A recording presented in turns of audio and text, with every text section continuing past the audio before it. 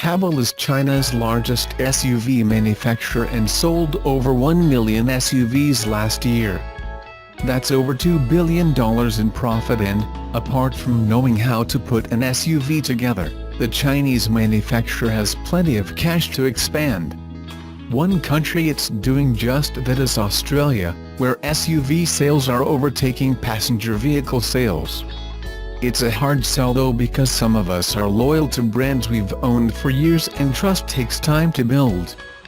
But as we've seen with brands like Kia and Hyundai, perception can improve, and provided the product is quality, we're not afraid to buy off the mainstream.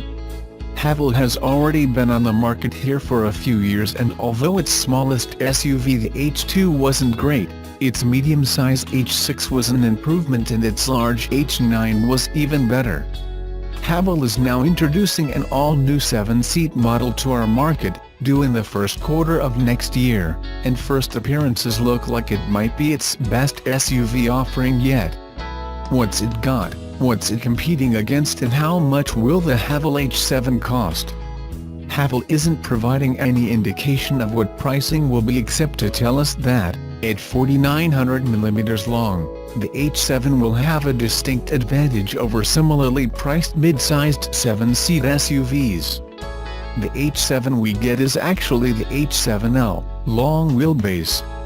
Indeed, its 4,900 mm length trumps other 7-seat SUVs such as the Korean Kia Sorento, 4,780 mm, and Hyundai Santa Fe, 4,700 mm, and offers a much longer base over offerings like the Skoda Kodiaq, 4,697 mm, and new Honda CR-V, 4,596 mm. However, it won't offer the space offered in 50-75 mm long Mazda CX-9. So we expect Haval H7 pricing to start somewhere under $40,000 if it really will compete against similarly priced mid-sized 7-seat SUVs that it is larger than. The H7 will come in two spec levels, Premium and Luxe.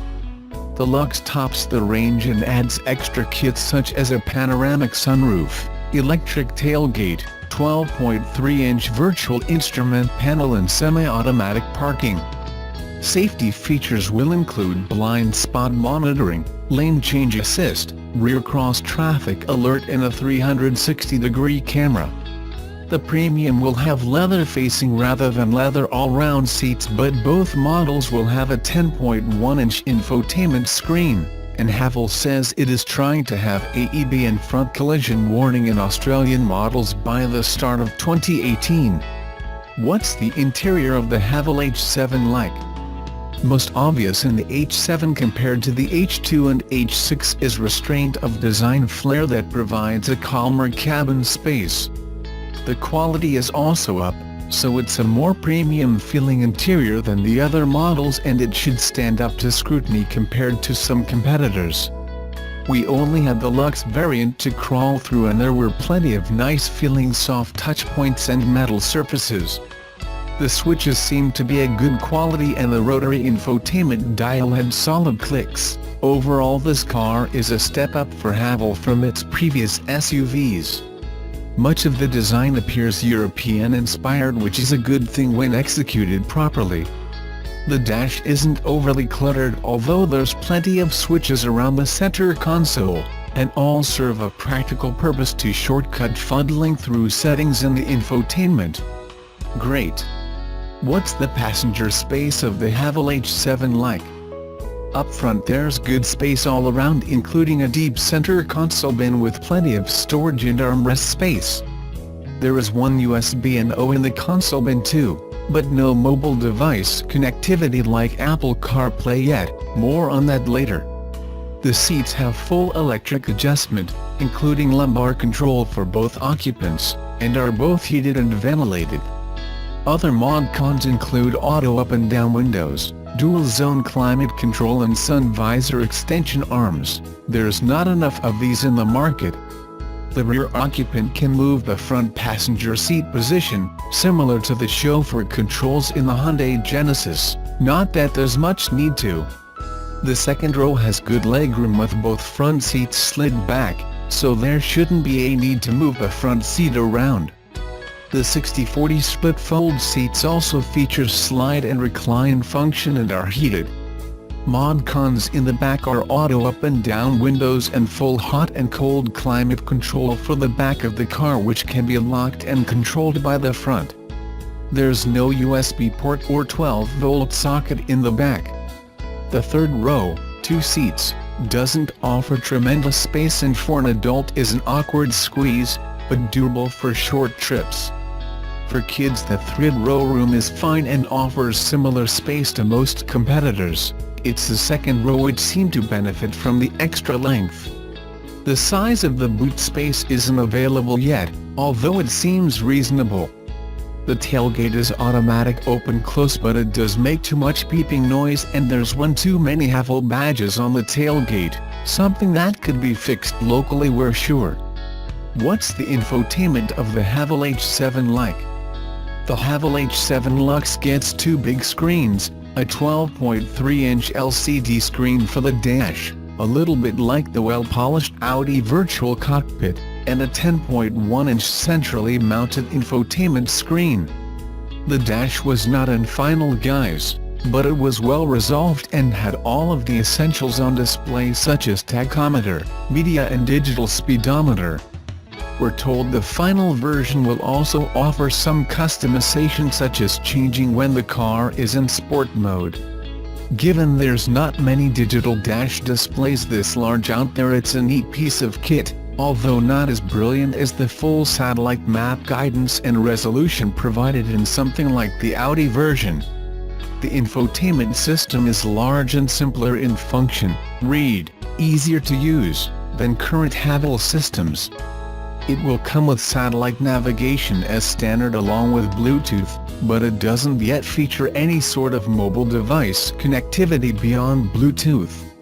We've been told Haval Australia is working to have MirrorLink added. We'd love to see Android Auto and Apple CarPlay at this level. That said, the Bluetooth worked well and we tested it for both phone calls and audio streaming. The Infinity sound system also had some clarity and oomph. What's the Haval H7 like on the road?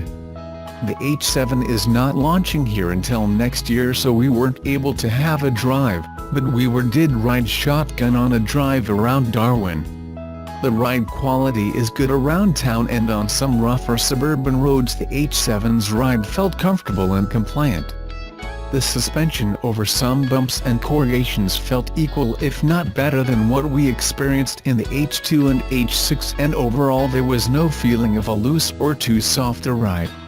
NVH was also at good levels over smooth and coarse chip surfaces, so it seems there's probably some extra noise deadening in the H7 over the current SUV models. In conjunction with some of the refined interior appointments, the ride was at the same level as most competing rivals in the segment. Driver response is impossible to comment on, but the throttle response seemed sharp enough to keep up with traffic without working hard. At cruising speed it was calm and effortless, and cruise control has done away with the annoying charms which affected the H6, however there's no option for adaptive cruise control. What sort of safety features does the Haval H7 have? The H7 has not yet been a NCAP or Euro NCAP rate. Haval is currently working to have AEB and forward collision warning in its vehicles next year. Safety features confirmed for the H7 include blind spot monitoring, lane change assist, rear cross traffic alert and a 360-degree camera. So, what do we think of the Haval H7? Having the opportunity to drive all of the current Haval models over the event, we were pleased to see that the H7 has learned from some of the teething issues in those models and addressed them. The fit and finish, and quality of materials, has also risen. Most noticeable is the more logical placement of buttons and simpler infotainment system. We're yet to drive the thing, however, which will tell the whole story. It isn't at the level of European rivals. It takes inspiration from, but sharp pricing will make it as a genuine prospect against some of the competition if it drives well.